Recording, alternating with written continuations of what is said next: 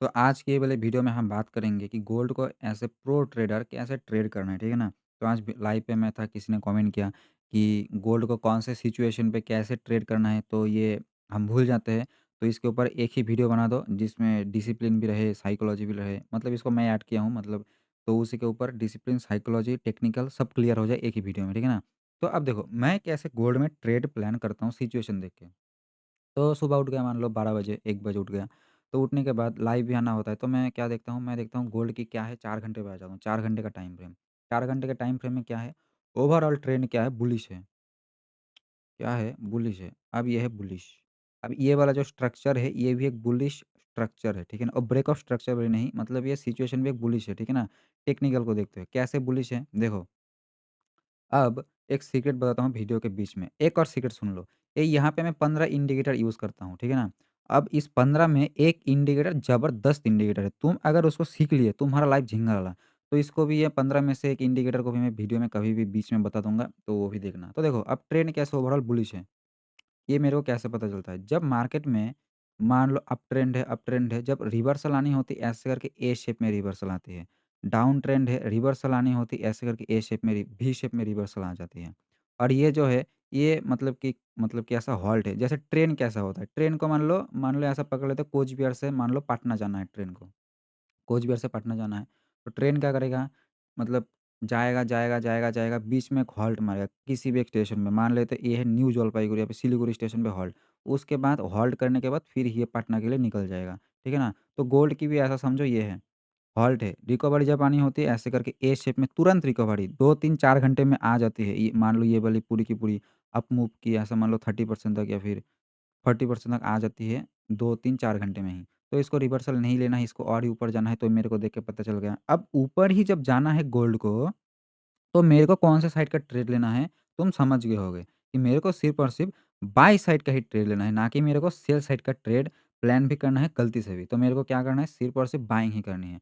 तब मैं क्या करूँगा, 1 घंटे पे आ जाऊँगा। चलो आ गए 1 घंटे पे।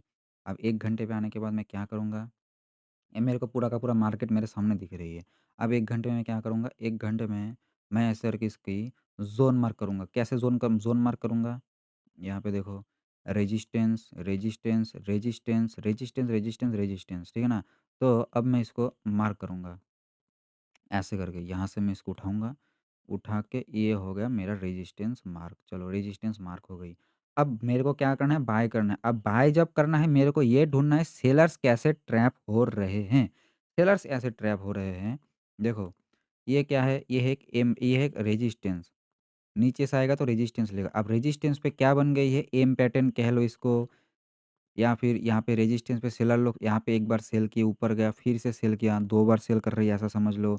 यहाँ पे सेल आके सेल कर रहे हैं। तो क्या होगा, सेलर्स यहाँ पे ट्रैप हो गए हैं रेजिस्टेंस पे।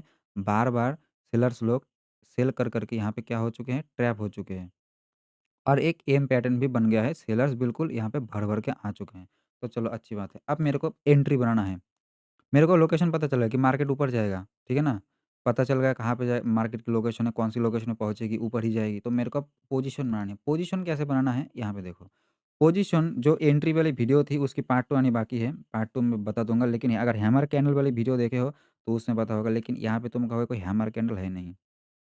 चलो 15 मिनट पे देखते हैं। 15 मिनट पे तुम्हें कहीं पे हैमर कैंडल दिख रहा होगा। अब तुम खुद ही ढूँढ लो किधर है ये, समझ रहे हो? तो हैमर कहीं पे तुम्हें दिख गया होगा। तो तुम्हें क्या करना है, वो वाली हैमर के ऊपर तुम्हें बाय स्टॉप लगाना है। कैसे करके? ये रहा हैमर, तो चलो 15 मिनट में मेरे को हैमर दिख गया, ये रहा हैमर की रिजेक्शन यहाँ पे। तो मेरे को इसके ऊपर का या फिर नीचे कहीं पे भी, तो मैं क्या किया था आज, मैं आज मतलब कि जल्दी यहाँ पे बाय स्टॉप लगा दिया था, क्योंकि मेरे को पता था जाएगा ऊपर ही। तो मैंने यहाँ पे नीचे किधर भी ऐसे करके बाय स्टॉप लगा के चला गया था, लाइव बंद करके, नीचे का ऐसे करके ऐसे लगा के, फिर 1:2 का टारगेट लगा के मैं चला गया था। अगर यहाँ पे लगाता तो मेरा ट्रेड अभी भी चल रहा होता, अभी भी चल रहा था। अब एसएल कहाँ पे लगाना है? सबसे ज़रूरी बात, एसएल कहाँ पे लगाना है? जब मार्केट ये वाला जो हैमर पे जब आएगी ना, ये वाली जो रिजेक्शन के ऊपर जब आएगी, ये वाली रिजेक्शन के ऊपर जब आएगी, तब मार्केट ने नीचे से जहाँ से रैली करके आई है, नीचे से जहाँ से रैली करके आई है, वहाँ के नीचे का एसएल लगा के तुम्हें यहाँ पे बाय करना है। समझ रहे हो? वो नीचे का एसएल लगा के ऐसे करके तुम्हें बाय करना है। अब सेलिंग का भी इसका पार्ट 2 लाना पड़ेगा, चलो कोई ना। या फिर इसी में मैं बता देता हूँ सेलिंग का। तो ऐसे करके अगर करता तो मैं टारगेट अभी तक हिट नहीं होता। ठीक है? तो रि लेकिन रूल यही है रिजेक्शन के ऊपर ऐसे करके एंट्री बनाना है। चलो हो गया है, अब ट्रेड ले लिए हैं। अब ट्रेड का प्लान हो गया, अब ट्रेड में क्या करना है? मुझे पता है मार्केट ऊपर जाए, तो क्या मैं इसमें पूरा का पूरा मेरा कैपिटल का रिस्क कर दूँगा? चलो मेरा कैपिटल कितना है $500 है। मैं क्या करता हूँ इसमें 500 का मैं इसमें 250 रिस्क कर देता हूँ या फिर 500 रिस्क कर दे के सो जाता हूँ। जाएगा तो ऊपर ही मेरे को पता है। तो हर बार ऐसा नहीं होता है, 10 में से 8 बार या फिर 9 बार एसएल हिट हो जाते हैं कुछ ऐसे करके। आ गया हाँ, ये रहा। चलो या ये देखो, ऐसे करके 1 बार, 2 बार, 3 बार, 4 बार, 5 बार, 6 बार, 7 बार, ऐसे करके 8 नंबर पर रिवर्सल, 9 नंबर पर एसएल हिट, समझ रहे हो? ऐसे करके टारगेट फिर एसएल टारगेट, टारगेट ऐसा होता है, लेकिन वो 1-2 बार वो एसएल हिट हो जाती है। तो तुम्हें क्या करना है, तुम्हें जितने भी अगर फंडेड अकाउंट यूज़ करते हो, 1% का रिस्क, 1% का रिस्क। अगर 5,000 का अकाउंट है, 50 की रिस्क, 1 लाख के अकाउंट है, 1,000 की रिस्क। और अगर रियल अकाउंट है तो 5 से 10% का रिस्क ले सकते हो। मैं खुद 10-15% का रिस्क आजकल लेने लग गया हूँ। तो तुम 5 से 10% का रिस्क उसमें ले सकते हो। अब तुम्हारे 5 से 10% कितना होगा कैलकुलेटर में हिसाब कर लो या फिर खुद ही निकाल लो हिसाब करके, तो रिस्क लेना है। अब ट्रेड लेने के बाद सबसे ज़रूरी चीज़ ट्रेड को हैंडल कैसे करना है। यहाँ पे देखो, ट्रेड को कैसे हैंडल करना है। यहाँ से मान लो अगर कहीं से रुको ये तो नीचे से लिया था, ये पुराना ट्रेड है इसकी भी टारगेट ही। चलो यहाँ पे बताता हूँ कि तुम्हें अब ट्रेड को हैंडल कैसे करना है। मान लो ले लिए हो, जा रही है, जा रही है, जा रही है, जा रही है, जा रही है। अब यहाँ कहीं पे रेजिस्टेंस आ गया, रेजिस्टेंस से बन चुकी है रेड कैंडल देख के तुम डर जाओगे। यहाँ पे आरएसएस भी दिख रहा होगा, देख के तुम डर गए। अरे मेरा अभी तक टारगेट नहीं आया, लेकिन मार्केट में तो रिवर्सल आने वाली है। तो तुम एक बात सुनो, मेरे मेरे से आज ये बात सुन के जाओ। मार्केट में तुम ट्रेड लेने से पहले, समझ रहे हो? ट्रेड लेने से पहले तुम्हारा जो एनालिसिस था, तुम्हें उसी के ऊपर स्ट्रिक्ट रहना है जब तक तुम्हारा टारगेट या फिर एसएल ना आ जाए। मान लो तुम यहाँ पे बाय कर लिए हो, यहाँ का एसएल लगा के, यहाँ कहीं का एसएल लगा के। मान लो यहाँ कहीं पे मान लो रेजिस्टेंस आ रही है ना? रेजिस्टेंस आ रही है 1:1 से, मान लो रिवर्सल आ गई गलती से रिवर्सल आ गई, एंट्री पे एग्ज़िट कर देना, लेकिन यहाँ पे कभी प्रॉफ़िट बुक मत करना, ठीक है? तो रिस्क टू रिवॉर्ड की गड़बड़ हो जाएगी। लेकिन मैक्सिमम टाइम ब्रेकआउट करके मार्केट ऊपर ही जाते हैं, ठीक है? तो ये हो गया ट्रेड को कैसे हैंडल करना है, ठीक है? चाहे कुछ हो जाए मार्क मतलब एसएल के पास आके कभी-कभार तो ऐसे करके भी मार्केट यू करके घूम के ऊपर चली जाती है। तो कुछ भी हो जाए ट्रेड में एंटर्ड होने के बाद ना एग्ज़िट करना है, ना कुछ करना है, ट्रेड को चलते जाने देना है। और तुम एक और बीच में एक और बात सुनो।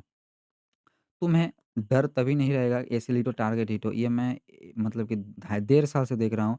जब से मैं दिन का एक ट्रेड का मैं जब से प्लान बनाया हूँ कि मेरे को एक ही ट्रेड लेना है, तब से मेरे अंदर ना फ़ियर है, ना फोमो है, ना ग्रीड है। क्योंकि वो दिमाग में बैठ चुका है कि दिन का एक ही ट्रेड लेना है, 1% का रिस्क करना है फंडेड अकाउंट में और 10% का रिस्क करना है रियल अकाउंट में। 10 दिन सेम रिस्क करना है, 10 दिन बाद उसका क्या आउटकम निकलता है उसको एक्सेप्ट करना है। 10 दिन में से 10 मतलब अगर मैं 100 बार ऐसा किया हूँ, 100 बार में से 100 बार ही मेरा पॉज़िटिव रिज़ल्ट ही निकला है। कभी-कभार मान लो बिल्कुल गलत महीना आ गया जैसे कि कौन-सा महीना था? अप्रैल का महीना था, तो ब्रेक इवन पे या फिर थोड़ा बहुत प्रॉफ़िट में या फिर थोड़ा बहुत लॉस में होता है कभी-कभार, ठीक है ना?